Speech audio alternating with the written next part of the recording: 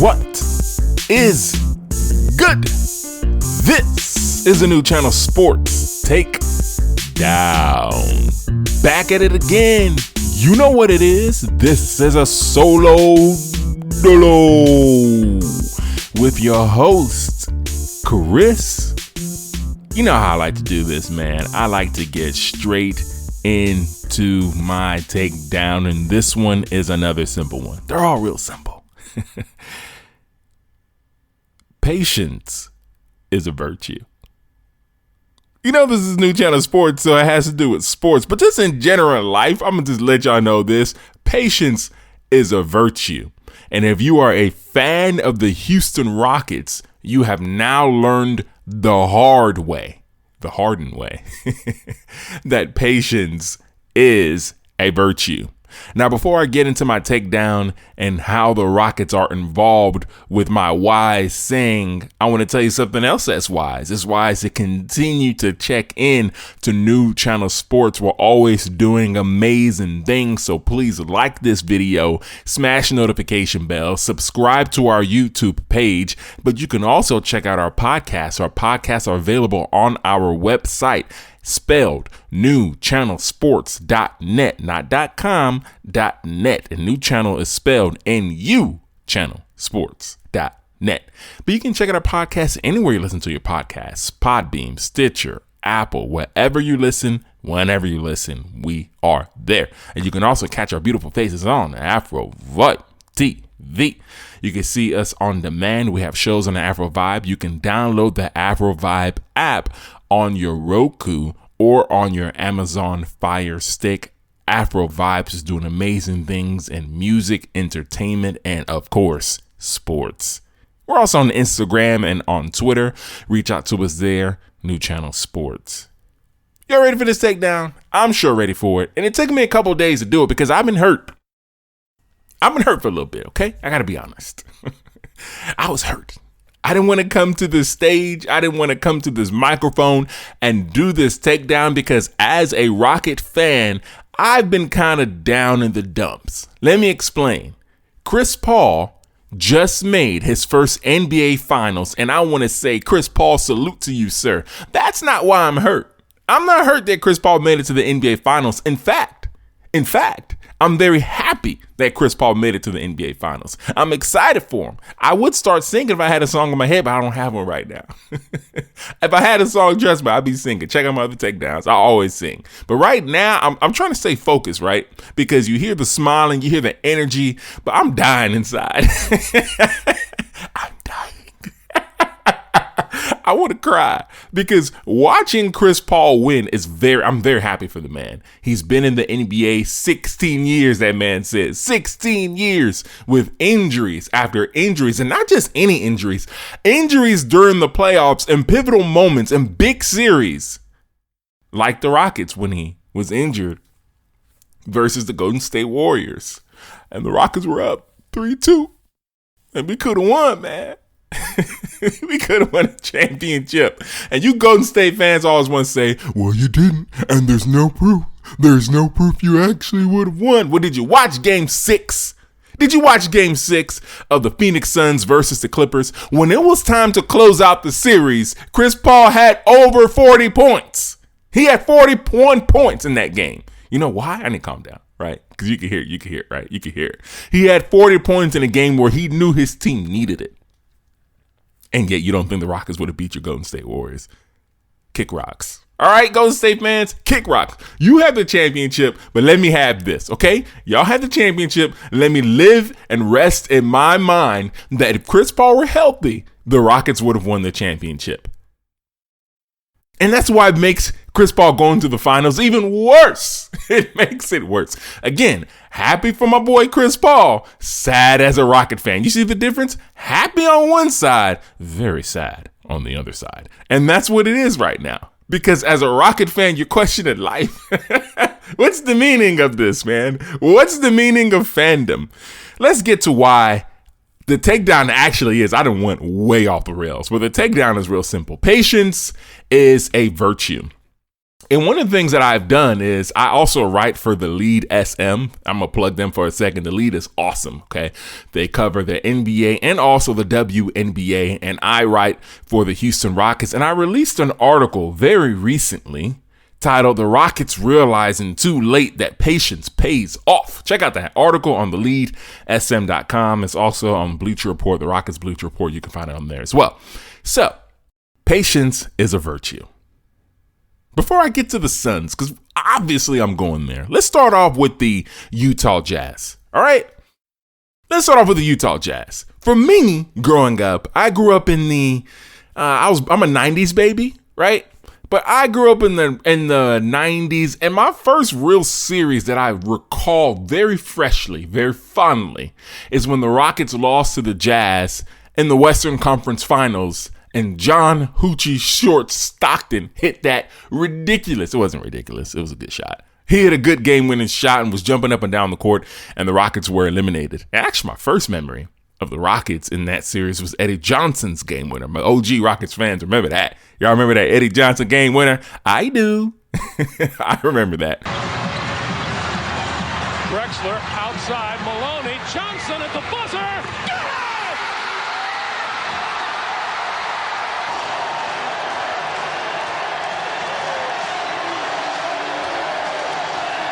Johnson, the hero of Game 3 with 31 points off the bench, hits at the buzzer to give the Rockets a 95-92 win over the Jazz. And so I bring up the Utah Jazz because that's a big what-if moment for the Rockets. What if John Stockton misses that shot, the Rockets are able to go and get Game 7 and finally play the Chicago Bulls in the finals? I don't know if that particular Rockets team would have beat the Bulls, but that's a big what-if for me. You know about the other what-if. I'm going to get back to the Utah Jazz in a second. The other big what-if in the 2000s is Tracy McGrady, Ron Artest. Everybody always forgets about that Ron Artest year. The year, I believe it was 2009. The Ron Artest year is what I call it. We had Tracy McGrady, Yao Ming, and Ron Artest. That's a big what-if. Didn't work out. And then there's obviously the Chris Paul year in the 2010s, the big what-if for the Rockets. I've already talked about that ad nauseum. Don't need to go there. So as a Rockets fan, we have been trapped in the what-if zone. So patience is a virtue. What does that mean? Well, take the Utah Jazz first. The Utah Jazz, going into the bubble last year, had problems. Their main star, Donovan Mitchell, reportedly, apparently, maybe, probably, had issues with Rudy. I gotta touch him all Gobert. Y'all remember Rudy Gobert? Him touching just everything. Didn't think COVID was real. And COVID definitely turned out to be very real. They had problems. But they didn't blow up the team. They had problems. They went and sat down with Donovan Mitchell. They sat down with Rudy Gobert, and they figured it out. And what did the Jazz do this season? Yeah, I know they're eliminated from the playoffs. Donovan Mitchell got hurt, but they had the number 1 seed in the playoffs. They had the best seed, the best record in the playoffs because they didn't blow it up. I know Donovan Mitchell got hurt, but they exercised patience when the rest of the world wanted them to break up the Gobert-Mitchell tandem. They may eventually break it up, but let's not glaze past this season where this team was able to get a 1 seed because they were patient. They went to their stars, plural, and worked it out. Patience is a virtue. Let's look at another team where patience has paid off. Look at the Denver Nuggets. I understand. Very good team. Jamal Murray was injured this year, and I fully believe if Jamal Murray were healthy, this would be a completely different conversation. But that's the way life is, the what-if zone. If you're a Rocket fan or just any fan of the NBA, if you cheer on a team, there is a moment that you can recall in your franchise's history. This goes way beyond basketball, where you can say, what if, where you say, if this happened, my team would have had a shot. For the Denver Nuggets, that is this year for sure. If Jamal Murray was healthy, this is a whole different conversation that we're having. But that's the thing about the what-if zone. You know, if it's not reality. And that's what truly sucks about this situation for the Denver Nuggets. But I bring them up as patience being a virtue is because the Nuggets could have blown this up. The Nuggets could have blown this up, but they didn't. They stuck with their guys, Jamal Murray and Nikola Jokic. And they have an amazing nucleus. I don't know if they keep Aaron Gordon long term, but I love that team. I love that team. And the thing that's important with the Nuggets is, instead of just blowing it up and giving up, they've kept their core together. And who knows what they do, right? If you're a Nuggets fan, I believe there's real optimism there, particularly if Jamal Murray can come back healthy and continue to expand his game. Because we saw what Nikola Jokic did this season. He had an MVP season and very much so deserved that MVP. It wasn't just an MVP of attrition. I know a lot of people got hurt. He deserved the MVP trophy. They stuck it together. The third team I want to talk about, and the real source, the bane of my discontent, is these Phoenix Suns who are going to the NBA Finals. First of all, I want to do this. If you're listening to this takedown and you live in Phoenix, shout out to y'all, man. What a beautiful area. Arizona is nice. It's beautiful. Air smells good, unlike it does in Texas. Texas air just smells different, y'all. I'm going to be real with you. I don't know where this takedown is going, but I just want to tell y'all this. Texas air smells different than Arizona air. I'll give y'all that. Beautiful stadium. A little old, but it's a beautiful stadium, beautiful area. Nice fans. Could not be happier. Going to the NBA Finals after missing the playoffs for not one, not two, not three, 10 seasons. 10 seasons of missing the playoffs. But can you imagine the ecstasy for the Suns fans? 10 straight years of missing the playoffs. 10. Make the playoffs. NBA Finals. Bruh. If you're a Suns fan, a true Suns fan, and you went through all that, man, roses to you, number one. But the ecstasy you must be feeling right now imagine whatever you're feeling is the horror that I'm feeling watching this happen. And why do I have this horror? Because Chris Paul was a Rocket. He was a Houston Rocket. And the Houston Rockets did not exercise patience. I wrote an article on this, like I previously mentioned, for The Lead. And one of the comments I received is, and I love feedback. It was like, this is a poorly written article. Clearly the person didn't read the article, but still, I'll roll with it. This is a poorly written article. It wasn't about patience. It was about James Harden's ego. It was James Harden's ego. He ruined this. And I got to tell this to you NBA fans or you fans of sports. For whatever reason, when there's criticism, too many fans go directly to the superstar and lay 100% of the blame on the superstar. And I'm not doing that in this takedown. I am blaming the Houston Rockets organization. I'm blaming Daryl Morey. I'm blaming the organization for trading Chris Paul. Because they didn't exercise patience. There has been rumors since Chris Paul landed as a Houston Rocket that him and James Harden were not getting along. But when you look at the results on the basketball court, it didn't matter that they weren't getting along. They were getting it done. Going up 3-2 against the Golden State Warriors with Draymond Green, stud. Stephen Curry, stud. Kevin Durant, stud. And then the killer, Klay Thompson, absolute stud. I love Klay Thompson, man. Dude's a killer. And you were up 3-2 against that team before Chris Paul gets hurt? Okay, and then the next season, you play them tough, 2-2 series. Kevin Durant gets hurt, and I will admit, Chris Paul did not have the best series, particularly after Kevin Durant was injured in the Bay for Game 5. But no other team came close to challenging that otherworldly Warriors team. So what was the Rockets' solution? Well, James Harden's angry. This is what the fans say. James Harden's angry, so let's just placate James Harden. No, they didn't have patience. What they should have done is sat down James Harden, sat down Chris Paul, and say, yo, look, I ain't trading either one of y'all. Work it out. Work it out. There's an episode, right? To my Family Matters. Anybody who's watched Family Matters, there's an episode, right? Well, Steve Urkel, right? Urkel. So if you're not born in the 90s or in the 80s, you're a little younger, you may miss this, but it's all good. I'll give you the reference anyway. So Steve Urkel's living with the Winslows, and I guess somehow the wires get crossed, but him and Laura end up in the bathroom at the same time. And they see each other naked, and they're acting real strange. And Eddie Winslow, Laura's older brother, is like, bruh, y'all seen each other naked. It is what it is. Work it out. So that's where I got that from. The Rockets should have sat these boys down and been like, work it out. You know why? Because you're too good together. You're way too good. In fact, the things that James Harden needs, Chris Paul, you deliver. And Chris, the things you need, A guy who's always there. A guy who can get it done when you're not getting it done. A guy who can get it done when you're injured. That's James Harden. And for James Harden, you need a guy who's clutch. A guy who can help you at the end of games alleviate your burden. Chris Paul's exactly that. He can do that and more. So no, we're not trading Chris Paul. We're keeping him. All of the Rockets fans have come for James Harden's head, and I understand why you're mad at him. I'm not saying he's above reproach here. I might have been saying that Chris Paul's above reproach here. But what I am saying is, for you Rockets fans, or you fans of the game, that want to lay 100% of the blame on players, i.e. Ben Simmons, it's all Ben Simmons' fault. Go check out my last takedown on the Sixers. It's all Ben Simmons' fault. How come he can't shoot better? What about the organization? What are you doing to make sure your player is in a position to be as successful as possible? I'll wait for it. Oh, please inform me. Let me know.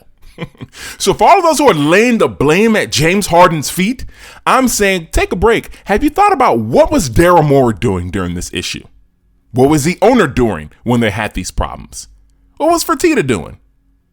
What was Morey doing? What about Tad Brown? He was in the organization. Where were these guys who could have settled the situation? Where were they? Where? Let's just take the people who want to leave it at James Harden's feet. Let's attack those people first. Let's say it is James Harden's fault. And James said, hey, if he's not gone, I'm gone. At some point in the organization, you have to establish something to say, look, you're a superstar player. We've given you everything you need. We're not doing that. Think about Kobe Bryant and the Lakers. Kobe Bryant was LA. He is LA. Rest in peace, Kobe. And he wanted out of LA. And the Lakers are like, yeah, nah. No, we're not going to do that. Because great organizations realize, no, we're not doing that. No, you're not leaving. But we will get it done. We'll get it done. So Kobe stayed, and they won championships. The Rockets organization couldn't do that. Yes, there is blame that goes to James Harden, but I am knocking on the Rockets' door. I know Daryl Morey ain't there no more, but Tillman Fertitta is. Tad Brown dipped too. So I guess the only person's door I can knock at is Tillman's. What was going on, man? Now you see why patience is a virtue? Patience is a virtue. And you should have stuck it out. Now look at the Phoenix Suns. This Phoenix Suns team, when you contrast them to the Rockets team, if the Rockets just had patience, they're not even in the same ballpark. They're not even in the same ballpark when it comes to talent. Pretty much at every position, the Rockets were better. We had a younger Chris Paul. James Harden is a better player than Devin Booker. If you want to argue that, go find something else to listen to. I'm sorry, because I'm not even going to entertain that. The only position I would say, you know what, maybe they have a better player, and they actually, it's not maybe, they do, is with Clint Capella and DeAndre Ayton. DeAndre Ayton is a better player than Clint Capella. I will give you that. But other than that, the Rockets were a much better team than this Suns team. I understand a lot of things happened. A lot of teams had a lot of injuries. The Suns, look at the lineup of the people who were injured for the Suns that the Suns have played to make the finals. Kawhi Leonard. LeBron James was not 100% very clearly. Anthony Davis, Jamal Murray. That is a loaded lineup, but I don't care. Because that organization, after 10 years of not making the playoffs, they hired a guy in James Jones who got it done. They hired an excellent coach in Monty Williams, and they stuck with their roster. They stuck with their team. They provided for them pieces to grow, and when it clicked, and it worked out. Is there luck into it? Of course there's luck. There's luck into everything in life, so I don't want to hear that. There's always some luck involved. But they had patience. They had patience, and it worked out. So, what is this takedown all about? It's all about patience being a virtue. And the Rockets, unfortunately, did not execute or exercise that patience. And as a Rocket fan, that may be the worst what if I've ever seen. And I've seen some bad ones. The point of this takedown is very, very simple. Patience is a virtue. And before you go lay all your burdens and anger at James Harden, maybe you should turn to the organization and say, bruh, what were you doing? What were y'all doing, man? Because if you just exercise patience, maybe instead of the Phoenix Suns celebrating, it would be the Houston Rockets. Thank you so much for listening to this takedown. I really do appreciate you so much. As always, please subscribe to our YouTube page, like this video, comment on this video, and smash that notification bell.